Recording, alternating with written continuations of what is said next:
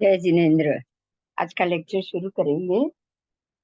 आज का लेक्चर हमारा शतक है 14 नंबर और उद्देशक है 7वां। तो 7वां उद्देशक भगवती सूत्र का, शतक 14वां, उसके ऊपर हम जाएंगे आज।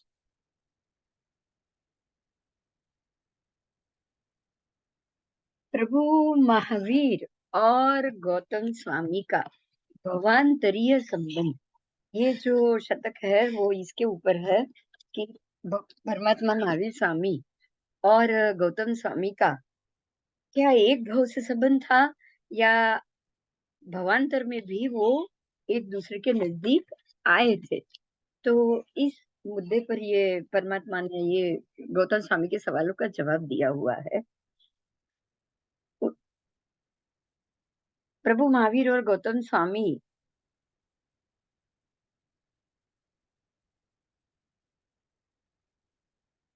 जब राजगृह नगर में थे, भगवान वहां आए और धर्मोपदेश सुनाया। इसके बाद गौतम स्वामी को भगवान ने बुलाया और कहा कि हे गौतम, तू मेरे साथ चिरकाल से संलिष्ट है। मतलब चिर संलिष्ट है तू, बहुत लंबे समय से तू मेरे साथ जुड़ा हुआ है। तू मेरे साथ चिरकाल के स्नेह से संबद्ध है।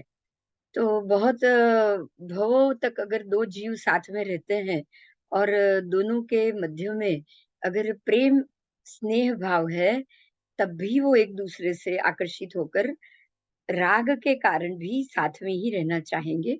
और अगर दोनों के बीच में वैर भाव है, तब भी वो द्वेष भाव से एक दूसरे के साथ संलग्न रहेंगे ही रहेंगे। तो परमात्मा ने कहा है कि तू मेरे साथ चिर संस्तुत है। तू तू मेरी दीर्घ काल से स्तुति प्रशंसा कर रहा है। और हे गौतम, तू मेरे साथ चिर परिचित है। लंबे समय से तू मेरे साथ परिचय में रहा हुआ है। चिर सेवित, चिर प्रीतिवान, दीर्घ काल से तूने मेरी चीर यानी कि दीर्घ काल से तू मेरी सेवा कर रहा है। दीर्घ काल से तू मेरे साथ प्रीति रख रहा है।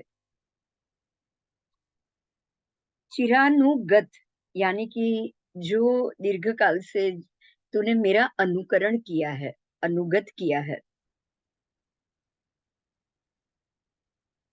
हे गौतम, तू मेरे साथ चीर अनुवृत्तिवान है। तू चीर काल से मेरे अनुकूल वर्तन कर रहा है। देखिए, ये सब शब्द का अर्थ बहुत अच्छे से समझना है। जब एक व्यक्ति दूसरे व्यक्ति के प्रति बिल्कुल सरेंडर हो जाता है ना, तो वो इसीलिए सरेंडर होता है क्योंकि चीर काल से उन दोनों के मध्य में एक खास संबंध होता है। नहीं तो गौतम स्वामी भगवान महावीर से सरेंडर कभी नहीं होते। एक बात का ये हमें ध्यान रखना है। हाँ गौतम, हाँ भगवान, हाँ भगवान, हे भगवान, ये बार बार एक ही बात उन्होंने भगवान से, हर एक बात में भगवान से बातचीत की है ना। और भगवान भी हे हाँ गोई माँ, हाँ गोई माँ, एक ही बात बोल। तो भगवान इसका कारण बता रहे कि तू चीर काल से, चीर भव से तू मेरे अनुकूल रहा है। तू मेरे ही अनुकूल वर्त रहा है। तू मेरे से राग और मेरे से प्रेम का संबंध रखकर तू रह रहा है। बराबर तू मेरे अनुगत हो रहा है। मेरे ही मेरे ही मेरा ही अनुसरण कर रहा है। जो मैं कर रहा हूँ वही तू कर रहा है। तो ये तू चीर काल से कर रहा है। बराबर मेरे साथ चीर अनुवृत्तिवान है। चीर काल से तू अनुकूल वर्तन मेरे से कर रहा है। ये गौतम, इस भव से पूर्व के अनंतर भव, देव भव में, इससे पहले के अनंतर देव भव में भी, और उससे भी अनंतर मनुष्य भव में भी, तू इससे अनंतर देव भव में भी मेरे साथ था, और इससे अनंतर मनुष्य भव में भी तू मेरे साथ, तेरा और मेरा संबंध रह चुका है। तो परमात्मा और गौतम स्वामी के हम तीन भव के संबंध जानते हैं, ऐसा नहीं है।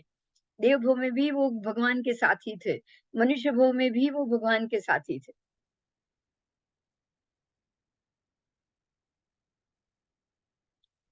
बराबर। और इस भव में भी ये ऐसा चिरकाल संबंध है कि इस भव में भी मेरे मृत्यु के बाद और तू अपने मृत्यु के बाद भी तू मेरे साथ आकर सिद्ध गति में मेरे पास ही रहेगा, मेरे ही अनुकूल बनकर रहे। तो ये परमात्मा गौतम स्वामी से कह रहे हैं कि दो जीव इस प्रकार से लंबे समय तक भवांतर तक एक भव के दूसरे भव के बाद भी दोनों अनुकूल बनकर एक दूसरे के साथ में एक दूसरे की अनुकूलता बनकर रहते हैं। आइए, इस प्रकार से तो गौतम स्वामी को भगवान महावीर ने आश्वासन ही दिया है, क्योंकि भगवान का मोक्ष होने के बाद मेरा मोक्ष कब होगा। उनको तो पता था भगवान है तो इस भव में ही मोक्ष जाएंगे।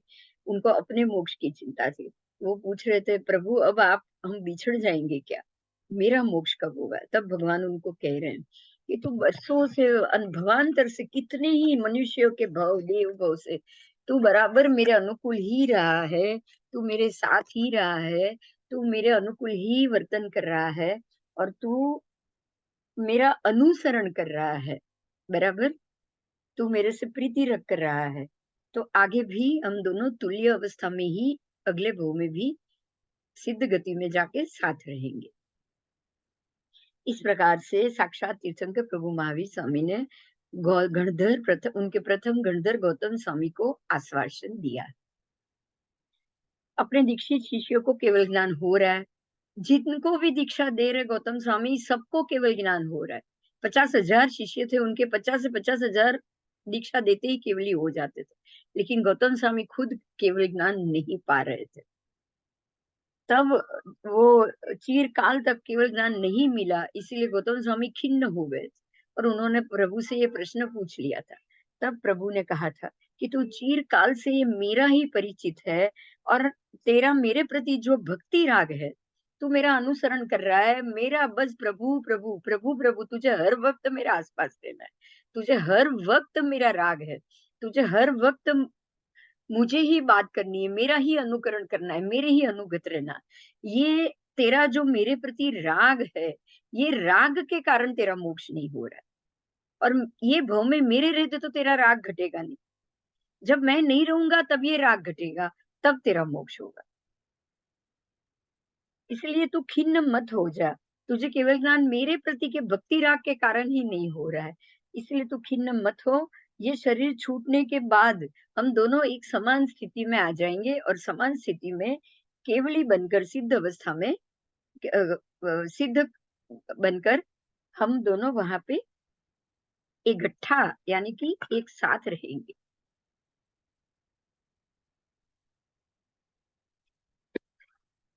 अनंत सुख रूप एक समान एक ही प्रयोजन में रहकर हम दोनों साथ में रहने वाले हैं, एक सिद्ध क्षेत्र में।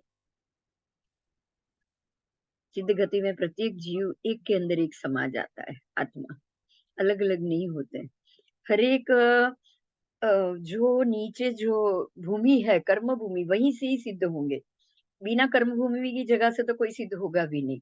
और पूरे 45 लाख योजन के सिद्ध क्षेत्र में नीचे 45 लाख योजन में कर्म भूमि नहीं है, मात्र 25.5 आर्य देश, जो 250 ऐसे 25.5 समझो, भरत 5 भरत के 25.5 आर्य देश, 5 ऐरावत के 25.5 आर्य देश, और सारे टोटल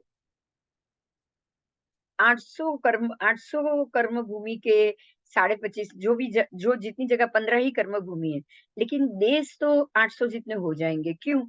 क्योंकि जब एक साथ 160 तीर्थंकर परमात्मा एक साथ विहरमान होते हैं, जहां पे वो सारी कर्म भूमि होती, सारी कर्म भूमि में ही उत्कृष्टा 170 कितने 160 तो महावीर है, लेकिन 10 भरत के 5 भरत और 5 ऐरावत के कुल मिलके 170 उत्कृष्ट तीर्थंकर होते हैं। तो वो सारी तीर्थंकर की उत्कृष्ट भूमि वो हो गई 25.5 आर्य देश वाली, और वहीं पे ही 25.5 आर्य देश वाले आपको भूमि मिलेगी और वहीं से ही तीर्थंकर बनेंगे। बाकी सारे देश अनार्य भूमि। तो अनार्य भूमि से कोई सिद्ध नहीं होता है, लेकिन ऊपर आपको पूरी 45 लाख में सिद्ध शिला में संपूर्ण सिद्ध भवन से भरा हुआ मिलेगा। वो कैसे? जब नीचे से अकर्म भूमि से ऊपर गए ही नहीं, तो वहां कैसे सिद्ध मिलेंगे? तो इसका कारण ये है कि सिद्ध गति में सारे सिद्ध भगवंत एक दिए की एक ज्योत के अंदर सारे दिए की ज्योत मिल जाती। जैसे 108 दीवा की आरती हो, तो 108 अलग-अलग वाट होती है। तो अलग-अलग, अलग-अलग वाट होने के बावजूद भी प्रकाश तो एक ही निकलेगा, बराबर का। तो सारे की सारे का प्रकाश एक मिश्रण हो जाएगा।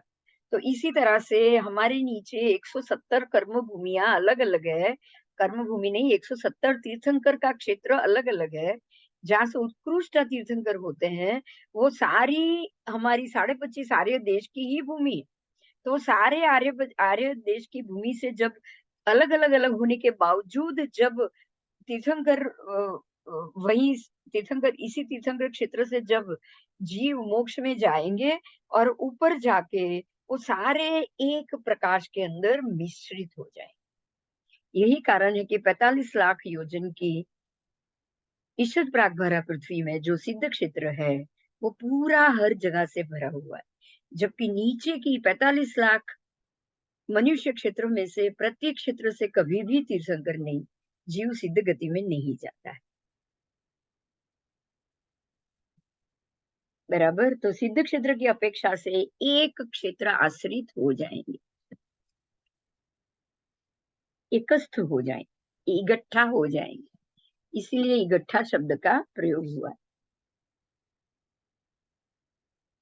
अब गौतम स्वामी ने प्रश्न किया है कि जिस तरह से हम दोनों, आप और मैं, आप केवल ज्ञानी और मैं आपके कथन से पूर्वोक्त अर्थ को देखते हैं और जानते हैं। आप केवल ज्ञानी हो, आप तो सब कुछ देखते हो, सर्वकाल को देखते हो, जानते हो। पर मैं आपकी दृष्टि से, आपके कहने से जो भी देखता हूँ और जो भी जानता हूँ, क्या इसी प्रकार से अनुत्तर उपातिक देव भी क्या सब जानते हैं? अब अनुत्तर देवलोक की बात है। अनुत्तर देवलोक जो है सर्वार्थ सिद्ध में जो 5 अनुत्तर देव है, अनुत्तर देव विमान है। जयंत, वैजयंत, अपराजित, सर्वार्थ सिद्ध और वैजयंत, बराबर? तो ये जो 5 है, वो पांचों जो देव विमान जो अनुत्तर विमान है, वो अनुत्तर उपपातिक, अनुत्तर विमान में उपपात होने वाले सारे देव, क्या वो भी इस प्रकार से पूर्वोक्त अर्थ को आप आपकी तरह केवल ज्ञानी की तरह हर एक वस्तु को क्या वो जानते हैं, देखते हैं? तब गौतम के भगवान ने कहा है कि हाँ गौतम, जिस तरह आप हम दोनों इस बात को जानते हैं, देखते हैं, इसी तरह मतलब पूर्वोक्त भव की परंपरा की बात है। इसी तरह अनुत्तर उपपातिक देवो भी इस बात को देखते हैं और जान सकते हैं। मतलब ये हो गया कि अनुत्तर उपपातिक देव भवांतरीय संबंध की वास्तविकता को जान सकते हैं। बराबर? केवल ज्ञानी केवल ज्ञान से जानते हैं और अनुत्तर विमानवासी देव अपने अवधि ज्ञान द्वारा जानते हैं। अनुत्तर देव वासी विमान के जो देव है उनको अवधि ज्ञान होता है और अवधि ज्ञान से वो अपने पिछले अगले भवों को वो जानते हैं। उनको केवल ज्ञान तो हुआ ही नहीं है, बराबर? पर वो अवधि ज्ञान से जान सकते। गौतम स्वामी भी केवली नहीं है, छद्मस्त है, लेकिन भगवान के कहने से वो जानते हैं। ठीक है? और परमात्मा केवल केवली है, इसलिए वो सब कुछ जान रहे। अनुत्तर उपपातिक देवों को कैसे, गौतम स्वामी ने पूछा, वो कैसे जान सकते हैं? तो परमात्मा ने जवाब दिया है कि हे गौतम, अनुत्तर उपपातिक देवों को मनोद्रव्य की अनंत वर्गणा जानने का अवधि ज्ञान रूप लब्धि प्राप्त होती। देखिए, अनुत्तर उपपातिक विमान के जो देव हैं वो मनोद्रव्य की अनंत वर्गणाओं को जान सकते हैं, ऐसी उनको अवधि ज्ञान की लब्धि प्राप्त होती। वो मतलब उनको मन में ऐसा प्रश्न हो कि मैं पिछले भोग में क्या था, तो वो अपने मनोद्रव्य की अनंत वर्गणाओं को अवधि ज्ञान द्वारा जान सकते हैं कि मैं पिछले भोग में कहाँ था, मैं आने वाले भोग में कहाँ जाऊँगा, वो ये सारी चीज़ वहाँ बैठकर जान सकते हैं। ऐसे मनोद्रव्य का उनको ज्ञान प्राप्त होता है और लब्धि और ज्ञान दोनों उनको अवधि ज्ञान भी प्राप्त है और मनोद्रव्य को का ज्ञान प्राप्त करने की लब्धि भी उनको प्राप्त है। इसी कारण से वो भी अनुत्तरोपाधिक देव भी पिछले भवों को और आने वाले भवों को देख सकते हैं और जान सकते हैं। अनुत्तर विमानवासी देवों का अवधि ज्ञान सामर्थ्य का यहाँ पर निरूपण किया गया है। देवों को अवधि ज्ञान का विषय द्रव्य क्षेत्र काल और भाव उसकी अपेक्षा से अलग अलग होता है, प्रत्येक देवों को अलग। अनुत्तर विमानवासी देवों को जो अवधि ज्ञान है उनका विषय बहुत ही विशाल होता है, उनको विशाल अवधि ज्ञान प्राप्त है क्योंकि अनुत्तर विमानवासी देव चरम भवी होते हैं, उनके ऊपर उतने कर्म लगे हुए भी नहीं होते। तो मनोद्रव्य वर्गणा के वो सारे सारे क्षेत्र उनका लब्धिगत प्राप्त होता है। वो देवलोक में रही हुई अनंत प्रदेशी सर्व पुद्गल वर्गणाओं को जानते हैं। देवलोक में रही हुई अनंत प्रदेश युक्त सर्व पुद्गल वर्गणाओं को वो जान सकते हैं और इसी कारण से वो मनोवर्गणा को भी जान सकते हैं और भाषा वर्गणा के पुद्गलों को भी जान सकते हैं क्योंकि उनके क्षेत्र में अनंत वर्गणा आ जाती है। बराबर, अनंत वर्गणा क्योंकि है कहाँ, इतने दूर 14वें राजलोक में। और वहां रहते रहते वो प्रत्येक नीचे के 7वीं नारकी के जीवों तक को वो देख सकते हैं। वो पूरे 14 राजलोक की वर्गणा उनके अवधि ज्ञान में आ जाती है। तो अवधि ज्ञान का जब इतना बड़ा विषय हो गया तो मनोवर्गणा और भाषा वर्गणा का पुद्गल का भी विषय उनका विशाल ही हो जाएगा। जब अवधि ज्ञान का विषय इतना विशाल तो भाषा वर्गणा का भी उतना ही विशाल हो जाएगा। इस कारण से ही प्रभु महावीर और गौतम स्वामी के बीच के वार्तालाप भी वो जान सकते हैं। ये समझिएगा। बराबर, इनके बीच में जो वार्तालाप हो रहा है, क्या कौन बातचीत कर रहा है, क्या कौन कहाँ कर रहा है, तो मनोवर्गणा भाषा वर्गणा दोनों आगे, दोनों पुद्गल वो पकड़ लेता है। उनके क्षेत्र में आ गया तो वो उसको पकड़ लेंगे। तो ये वार्तालाप भी जान सकते हैं और गौतम स्वामी जो भविष्य में मोक्ष जाने वाले हैं, वो उनकी योग्यता को भी वो देव जान सकते हैं। बराबर, वो अवधि ज्ञान के आधार से जानते हैं, उनको केवल ज्ञान नहीं हुआ है। एक जीव को देखकर, उसके आत्म प्रदर्शन को देखकर वो अगले ही भू में केवली होने वाला है, वो नहीं जान सकते। लेकिन भगवान और गौतम स्वामी की बातें सुन ली उन्होंने, वो जान लिया। वो मनोवर्गणा भाषा वर्गणा के पुद्गल उनके पास पहुंच जाते हैं। तो भगवान को गौतम स्वामी ने प्रश्न किया, वो उनको पता चला। अब भगवान ने जवाब दिया, वो उनको पता चला, तो उनको मालूम पड़ गया कि भगवान के जाते ही भगवान का भक्ति भाव कम राग हो जाएगा, तो तुरंत ही गौतम स्वामी भी केवली हो जाएंगे और मोक्ष में चले जाएंगे। तो ये द्वारा उनको ये पता चल जाता है कि गौतम स्वामी भी चरम कीर्ति। तो हम लोग जो बातचीत करते हैं वो भी वो जान जाते हैं।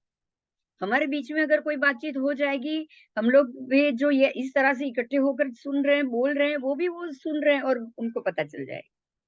ठीक है? तो अनुत्तर देववासी विमानों को प्रत्येक लोक में रही प्रत्येक जीवों की प्रक्रिया को, उनकी क्रिया, उनकी भाषा पुद्गल, उनके मनोवर्गणा के पुद्गल, उनको सब मालूम पड़ता है। वो सब देख सकते हैं, सुन सकते हैं और जान भी सकते हैं। बराबर? बहुत अच्छे से ये बात जानने को मिली है ना? आओ। हे भगवान, तुल्य के कितने प्रकार। अब तुलना है। देखिए आगे जो बात हुई उसी पे आगे जाएंगे। परमात्मा ने कहा कि तू मेरे तुल्य ही बनेगा। सिद्ध गति में मैं जाऊंगा तो तू मेरे तुल्य ही रहेगा। तो ये तुल्य के कितने प्रकार, द्रव्य तुल्य, क्षेत्र तुल्य, काल तुल्य, भाव तुल्य, भव तुल्य और संस्थान तुल्य। द्रव्य क्षेत्र काल भाव 4 तो हो गए। उसके बाद आया 5वां भव और 6ठा है संस्थान। तो ये 6 चीज में तुल्यता आएगी। बराबर। द्रव्य तुल्य का क्या अर्थ? एक परमाणु पुद्गल अन्य परमाणु पुद्गल के साथ द्रव्य से तुल्य। परमाणु का एक पुद्गल और दूसरा अन्य परमाणु का भी एक पुद्गल, दोनों द्रव्य से तुल्य ही है, परंतु परमाणु पुद्गल दूसरे परमाणु पुद्गल से भिन्न अन्य पदार्थ के साथ द्रव्य से तुल्य नहीं होता। इसी तरह से एक द्विप्रदेशी स्कंद अन्य द्विप्रदेशी स्कंद के साथ द्रव्य से तुल्य है, लेकिन द्विप्रदेशी स्कंद से और व्यतिरिक्त स्कंद के साथ द्रव्य से तुल्य नहीं होता। बराबर है ना? एक परमाणु का स्कंद दूसरे परमाणु स्कंद से तुल्य, लेकिन द्विप्रदेशी एक स्कंद दूसरे द्विप्रदेशी से तुल्य नहीं। ठीक है, ऐसे ही 10 प्रदेशी स्कंद तक कहना है। एक तुल्य संख्यात प्रदेशी स्कंद अन्य तुल्य संख्यात प्रादेशिक स्कंद के साथ तुल्य, दोनों के साथ तुल्य है, परंतु तुल्य संख्यात प्रदेशी स्कंद तुल्य संख्यात प्रदेशी स्कंद से भिन्न हो जाए। बराबर। तो इस तरह से द्रव्य तुल्य कहा गया है।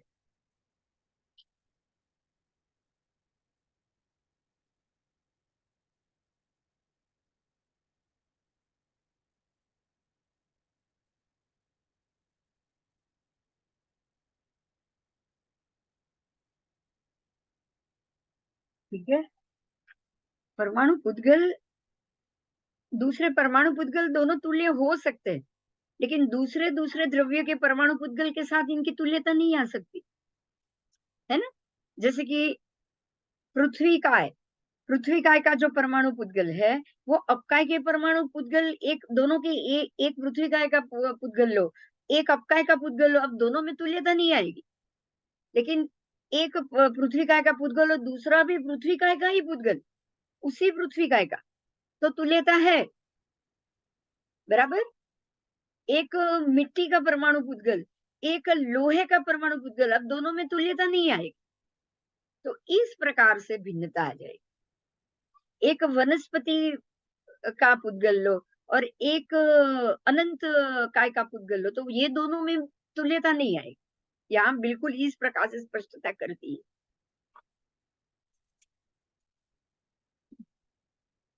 अब क्षेत्र से तुल्यता, तो एक प्रदेश अवगाढ़ पुद्गल मतलब आकाश प्रदेश के एक ही प्रदेश पर रहने वाले अन्य एक प्रदेश अवगाढ़ पुद्गल के साथ क्षेत्र से तुल्य है। मतलब ये एक पुद्गल ने अवकाश का एक ही क्षेत्र लिया है, तो दूसरे पुद्गल ने भी अवकाश का एक ही क्षेत्र लिया, तो क्षेत्र से दोनों तुल्य। परंतु एक प्रदेश अवगाढ़ से भिन्न पुद्गल के साथ क्षेत्र से तुल्य नहीं हो सकता। बराबर, क्योंकि अगर पुद्गल में भिन्नता आ गई तो क्षेत्र एक होने के बाद भी तुल्य नहीं। एक आकाश प्रदेश अवगाढ़ अगर पृथ्वी काय का पुद्गल है और मतलब अब पुद्गल में भिन्नता देखनी है, और एक आकाश प्रदेश अवगाढ़ पुद्गल अब काय का पुद्गल हुआ, तो अब दोनों में भिन्नता नहीं है। प्रदेश की दृष्टि से दोनों भिन्न है, लेकिन काय की दृष्टि से दोनों पुद्गल परमाणु अभिन्न हो गए, तो दोनों में भिन्नता नहीं हो सकती। बहुत क्लियर बात। इस प्रकार से क्षेत्र तुल्य नहीं होता। ठीक है।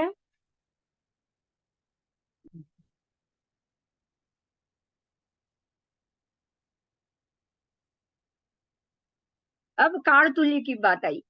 काल तुल्य की बात करेंगे कि एक समय की स्थिति वाला पुद्गल, अगर बारिश गिर रही है तो बारिश का जो पुद्गल है वो एक समय की स्थिति वाला है, अपकाय का, और साथ में वायु काय का भी, वायु के साथ बारिश गिर रही तो वायु काय का एक पुद्गल, वो भी एक ही समय का हो, तब भी वो भिन्न है, चाहे एक ही समय के दोनों के काल, लेकिन पुद्गल में भिन्नता आ गई, एक अपकाय का एक वायु काय का है, तो दोनों में भिन्नता है। लेकिन मान लो कि एक समय का अपकाय का ही एक पुद्गल, दूसरा भी एक समय का अपकाय का ही एक पुद्गल। दोनों पानी की बूंद अलग है, दोनों के पुद्गल में, दोनों में एक-एक समय के ही एक-एक पुद्गल, पर दोनों में भिन्नता नहीं है, नहीं है, तो दोनों समान, तुल्य समान। प्रकृति अगर एक है, द्रव्य से दोनों एक है, तो ही वो एक है।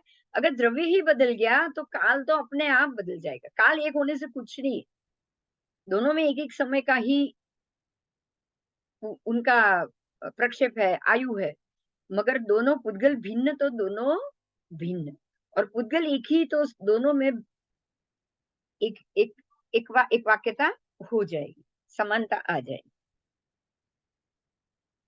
तो इस प्रकार से काल तुल्य कहा गया है, बराबर। अब भव तुल्य की बात है। काल काल तुल्य हो गया, अब भव तुल्य की बात है। तो भव में एक आ गया घनोदधि की बात करें, तो एक आ गया नारकी का घनोदधि, एक आ गया देवलोक का घनोदधि। तो भवतुल्य तो घनोदधि की होगा, इसलिए भवतुल्य तो नहीं आएगा, स्थान तुल्य आ जाएगा दोनों में, क्षेत्र तुल्य आ जाएगा। मगर नारकी का जीव और अन्य नारकी का जीव, मान लो कि एक एक पहली नारकी का जीव, एक दूसरी नारकी का जीव, दोनों है तो नरक के ही जीव, है ना? तो द्रव्य से दोनों एक ही हो गए, मगर भव तुल्य अवश्य है। क्यों? क्यों?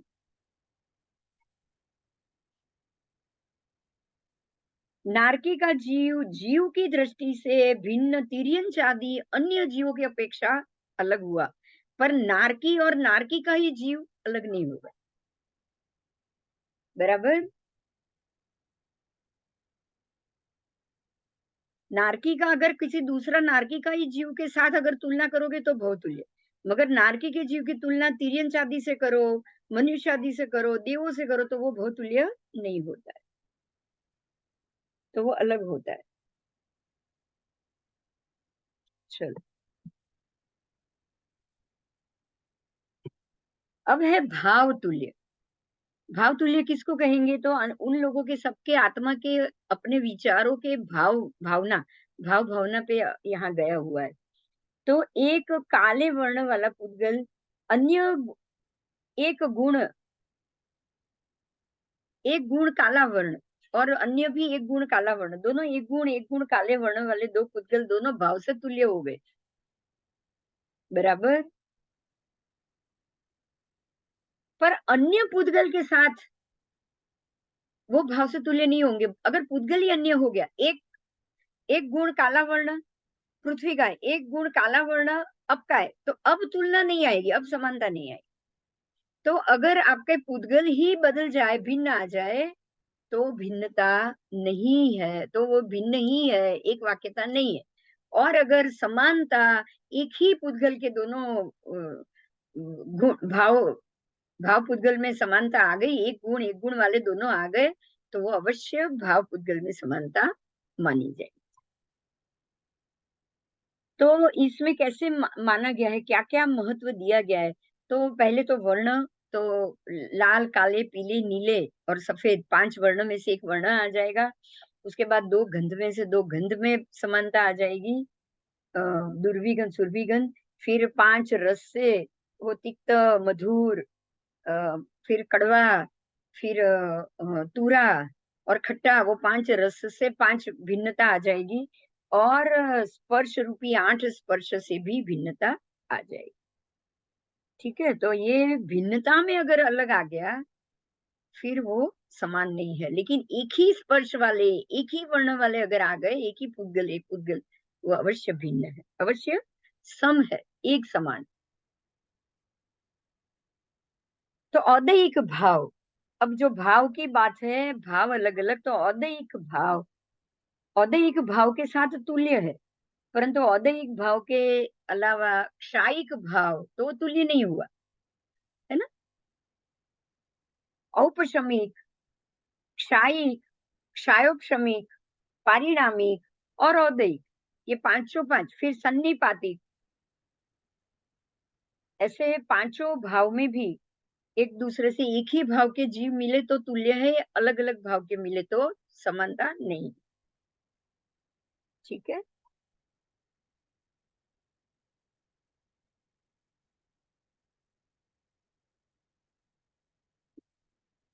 इसमें से सन्निपातिक सन्निपातिक के साथ तुल्य, औदैहिक औदैहिक के साथ तुल्य, क्षायिक क्षायिक के साथ तुल्य, ठीक है, पारिणामिक पारिणामिक के साथ तुल्य, और क्षायोपशमिक क्षायोपशमिक के साथ तुल्य।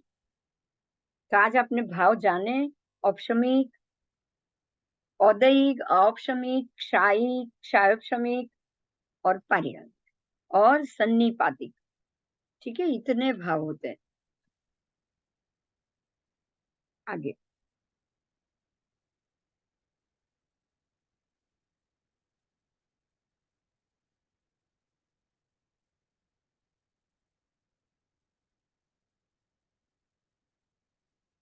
संस्थान तुल्य। इसके बाद संस्थान तुल्य का मुद्दा आया है। इसका क्या कारण है? भगवान से प्रश्न किया है कि संस्थान तुल्य को संस्थान तुल्य कहा जाता है। तो परिमंडल संस्थान अन्य परिमंडल संस्थान के साथ संस्थान तुल्य है। देखिए, अजीव में भी 5 प्रकार के संस्थान, तो एक प्रकार का संस्थान उसी प्रकार के संस्थान अगर दूसरा होगा तो तुल्य है, मगर एक प्रकार का संस्थान दूसरे प्रकार के परिमंडल अगर वृत्त के साथ आप आओगे तो वो तुल्य नहीं हो सकता। तो इस प्रकार से संस्थान तुल्य भी देखना है। और जीव में हुंडक संस्थान, 6 संस्थान जीव के बताएं। जो न्यग्रोध परिमंडल से लेकर हुंडक तक, तो न्यग्रोध परिमंडल के साथ तुल्य, लेकिन न्यग्रोध परिमंडल हुंडक के साथ तुल्य नहीं हो सकता। तो यहाँ भी जीव के भी 5 संस्थान और अजीव के भी 5 संस्थान अलग अलग देखना है। तो इस प्रकार से 6 प्रकार की तुल्यता बताया गया है। तुल्यता एक कोटि के पदार्थ में परस्पर में जो समानता है उसको तुल्य कहा है, और जो असमान है उसको भिन्न कहा है। ठीक है, तो द्रव्य तुल्य, आत्मा आत्म द्रव्यनी और पुद्गल पुद्गल द्रव्य के साथ परस्पर तुल्यता है। आत्मा आत्म द्रव्य से तुल्य माना जाएगा और पुद्गल पुद्गल द्रव्य से तुल्य माना जाएगा।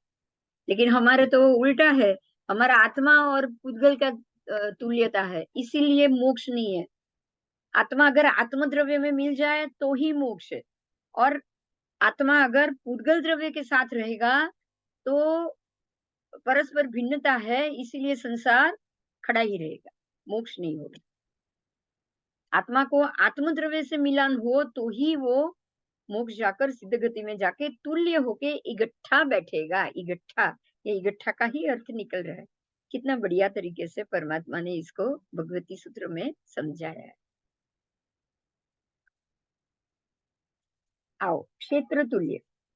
एक प्रदेश अवघाड़ आदि क्षेत्र की अपेक्षा से तुल्य हो तो वो क्षेत्र तुल्य।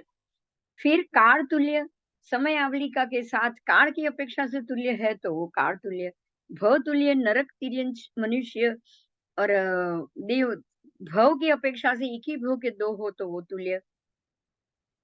भाव तुल्य, पुद्गल के वर्ण गंध रस स्पर्श की अपेक्षा से तुल्य हो तो भाव तुल्य।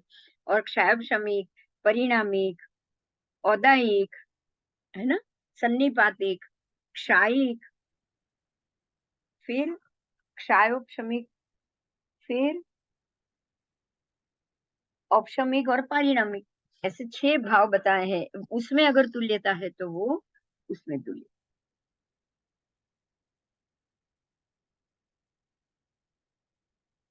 इस प्रकार से जीव के गुण आदि औदायिक आदि भाव की अपेक्षा से भी भाव तुल्य ही कहा जाएगा। इसमें एक और गुण है मिथ्यात्व और मिथ्यात्व। मिथ्यात्व की तुलना मिथ्यात्व के साथ हो सकती, मिथ्यात्व की तुलना समकिति के साथ नहीं हो सकती। ये जो 6 भाव है वो सम्यक दर्शन के, पर जो मिथ्यात्व का जो भाव है उसमें ये 6 में से कोई भाव का प्रक्षेप नहीं आएगा। मिथ्यात्व का एक अलग ही भाव होता है। और वो जो 6 थे वो सम्यक दर्शन के। फिर से 6 भाव बता देती हूँ सम्यक दर्शन के। औपशमिक, औदायिक, औपशमिक, क्षायिक, क्षायोपशमिक, पारिणामिक और सन्निपातिक भाव। आओ।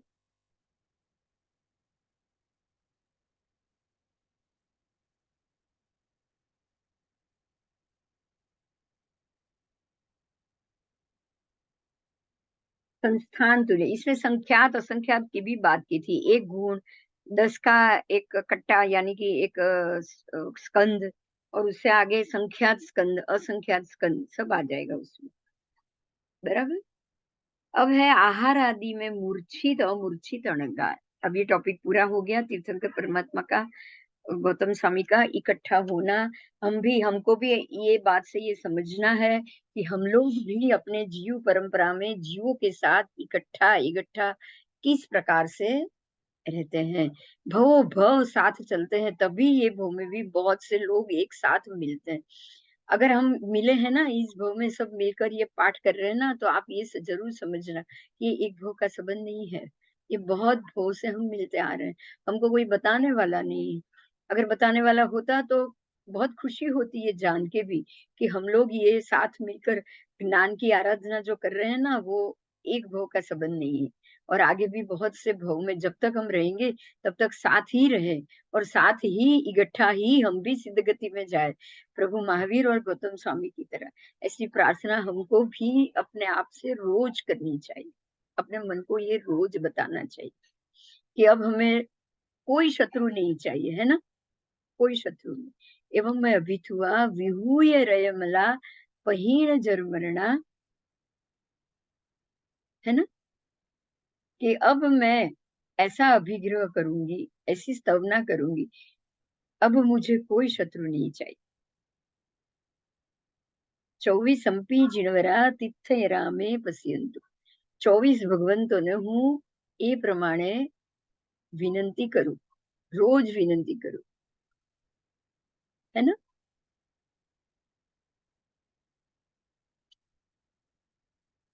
खामे मी सव्व जीवे सव्वे जीवा खमंतु में मित्ति में सव्व भुवेसु વેર મજ્જન કેણે। સર્વ જીવોને હું ખમાવું, સર્વ જીવો મને ખમાવે, મને કોઈ સાથે વેર વૃત્તિ ના રહે, કોઈ સાથે। बराबर। तो ज तो ही हम आगे आगे आगे आगे के भव में प्रगति करते जाएं, और सबके साथ मैत्री भावना से हम आगे बढ़े, तो हम हर एक भव में मिलने के बाद भी मित्रता ही कायम रखे, मैत्री भाव ही सब में कायम रहे। और मैत्री भाव से अगर मिलते रहे ना, तो भगवान महावीर और गौतम स्वामी की तरह ही प्रत्येक भव में मिलते रहे, वो ही मित्र भाव हमको मोक्ष का कारण बनाए। बराबर। वैर नहीं होगा, और सब बार बार प्रत्येक भव में मिलते ही जाएंगे भगवान महावीर और गौतम स्वामी की तरह। बार बार मिले तो मोक्ष का कारण ही होगा ना, बताओ। वहां भी साथ में जाके बैठना होगा। ये मैत्री भाव के बगैर संभव ही नहीं है। सभी जीव करू शासन रसी करने से ही ये भाव आता है। सर्व जीवों ने हूं क्षमा करूं, सर्व मने क्षमा करे, तो ही ये मैत्री भाव आगे बढ़ेगा। और उसी मैत्री भावना से हम लोग आगे के बाकी सारे भाव में मिलते रहे, तो कर्म अपने आप खत्म हो जाएंगे। और जब कर्म खत्म हो गया, तब यही मैत्री भाव और यही हर भाव का साथ हमें सिद्ध गति में भी साथ रख पाएगा। तो गौतम स्वामी और महावीर स्वामी की ये बात सुन के हमें उसी प्रकार से आगे बढ़ना चाहिए, और उसी तरह हमें भी अपने आप को आगे लेकर जाना चाहिए। दूसरा टॉपिक है, उसको मैं दूसरे एपिसोड में ले रही हूँ। ठीक है। जय जी।